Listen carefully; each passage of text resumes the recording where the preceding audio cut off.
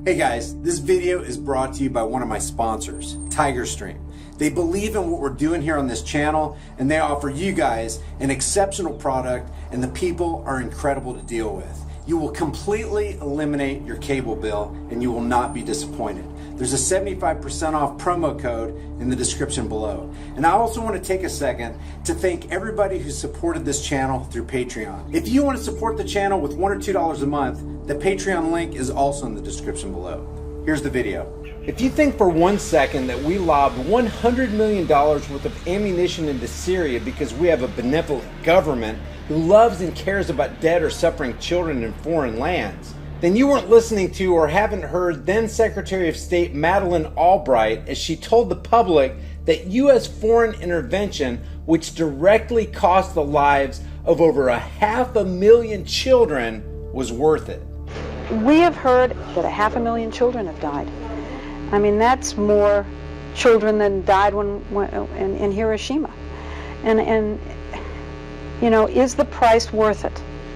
I think this is a very hard choice, but we think the price is worth it. You're clueless about or just don't want to remember the 1993 attack by the federal government on the Branch Davidians in Waco, Texas, that resulted in the killing of 76 people, including children. But most of all, you're clueless about the history of this propped up mixture of cloth and paper in your pocket called the Federal Reserve Note. Why the hell is this thing worth anything? First, you need to know that in reality, it's not just a Federal Reserve Note. It's not just a dollar, it's a petrodollar. So here's a short history lesson you really need to know. In 1944, a war-weary world convened in the Bretton Woods Conference.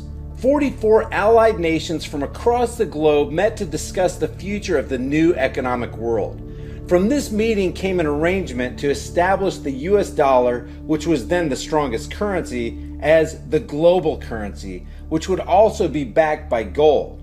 You can kind of think of it as an insurance policy for the financially ruined nations at the time. From the Bretton Woods Conference also came what would eventually evolve into the World Bank, the International Monetary Fund, and the World Trade Organization.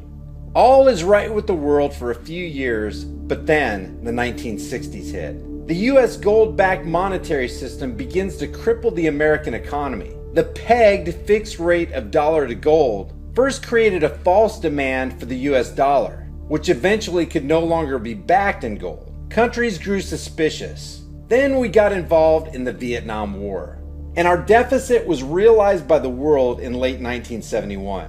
That deficit being about $200 billion. Countries began asking for their gold, but the US simply no longer had it.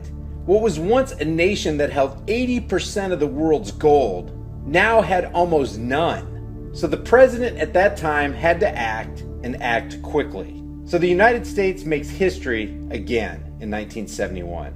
On August 15, 1971, the U.S. president at that time, Richard Nixon, delivers a speech to the world. We must protect the position of the American dollar as a pillar of monetary stability around the world. In recent weeks, the speculators have been waging an all-out war on the American dollar. I have directed the Secretary of the Treasury to take the action necessary to defend the dollar against the speculators. I have directed Secretary Connally to suspend temporarily the convertibility of the dollar into gold or other reserve assets, except in amounts and conditions determined to be in the interest of monetary stability and in the best interest of the United States. There would no longer be a gold-backed U.S. currency. World currencies now floated on the market, ending the Bretton Woods Agreement. Henry Kissinger, Nixon's Secretary of State, assists in the deal breaker. In 1973, to maintain a demand on a global scale for the US dollar, similar to that of the Woods Agreement, a deal is struck with Saudi Arabia. Oil for dollars became the new world economy.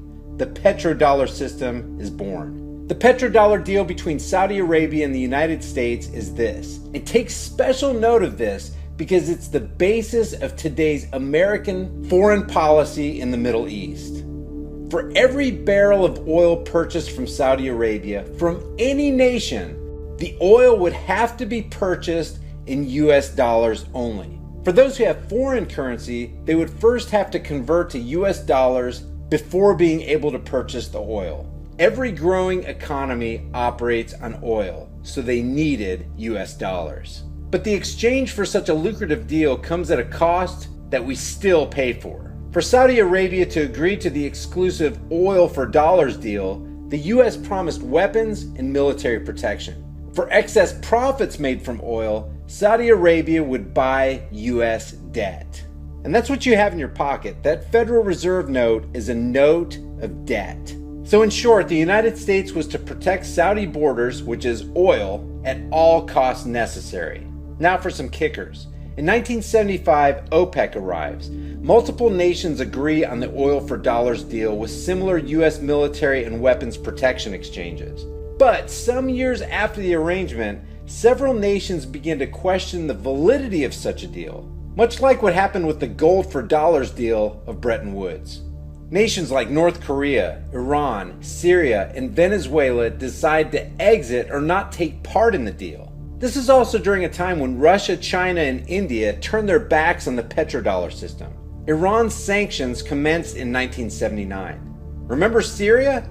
They made it to a similar list in 1979 by that same US department. Terms are coined like axis of evil, a corporate mainstream media favorite. In 1980, the Rapid Deployment Joint Task Force, or RDJTF, is established, mainly to deter Russia and maintain Gulf region oil stability. In 1983, the RDJTF turns into the United States Central Command, or CENTCOM. Their responsibility, Middle East and Central Asian regions. Then comes Saddam Hussein, 9/11, and the War on Terror. In 1991, the U.S. air-ground war in Iraq begins, also known as the Gulf War. April 2000, the U.S. builds a $1 billion base in Qatar in the event of action against Iraq. But this barely rates a mention in fake stream media. In September 24, 2000, and this is important to note, guys, Saddam Hussein announces Iraq oil exports would be exchanged for the euro, not the US dollar. The petro-euro plans are in place, and Hussein thumbs his nose at American Saudi oil deals. Now remember, that was almost exactly 1 year before the 9/11 attacks. In March of 2001, the Pentagon documents how Iraq oil fields would be carved up and outsourced to Western companies.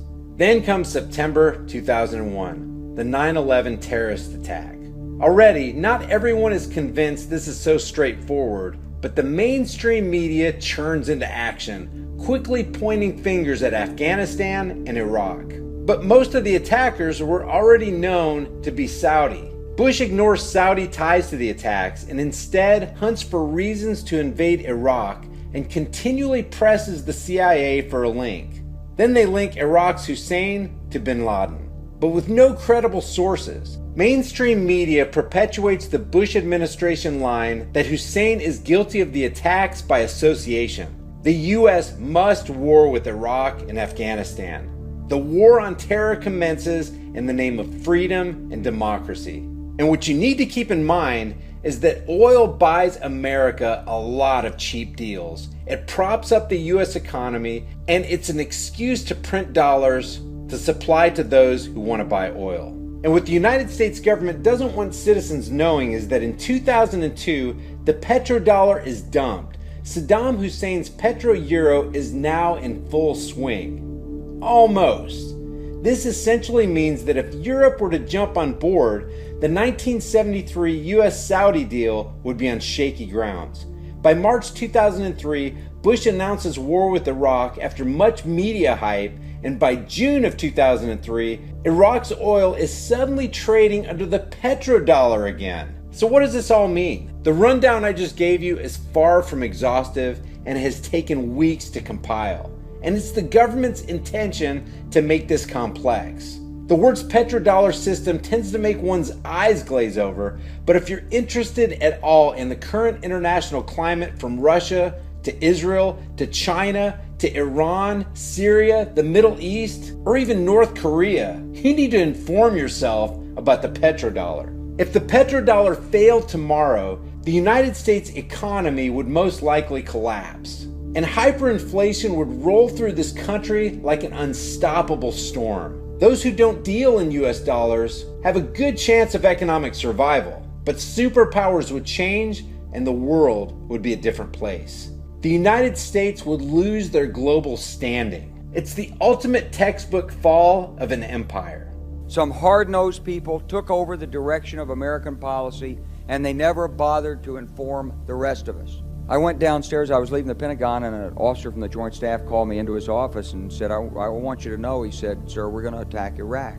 He pulled up a piece of paper off his desk. He said, I just got this memo from the Secretary of Defense's office that says we're going to attack and destroy the governments in 7 countries in 5 years. We're going to start with Iraq, and then we're going to move to Syria, Lebanon, Libya, Somalia, Sudan, and Iran. I couldn't believe it would really be true, but that's actually what happened.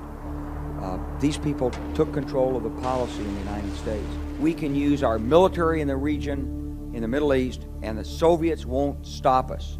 He said, and we've got about 5 or 10 years to clean up those old Soviet client regimes. Syria, Iran, Iraq, before the next great superpower comes on to challenge us. The purpose of the military is to start wars and change governments. It's not to sort of deter conflict. We're going to invade countries, and my mind was spinning. They wanted us to destabilize the Middle East, turn it upside down, make it under our control. And that's why we're failing in Iraq, because Iran and Syria know about the plan. So let me go back to what I said at the beginning of this video. If you think for 1 second that we lobbed $100 million worth of ammunition into Syria because we have a benevolent government who loves and cares about dead or suffering children in foreign lands, you need to take that dollar out of your pocket and realize that your entire way of life is about to change. This video was made possible by all these incredible people who believe in what we're doing here on this channel and support the content through Patreon. If you're new to my channel, hit the subscribe and notification button. If you want to support the channel, hit me up on Patreon, get a hard-hitting conversation-starting shirt, or visit one of my sponsors. The links are in the description, and I'll see you guys in the next video.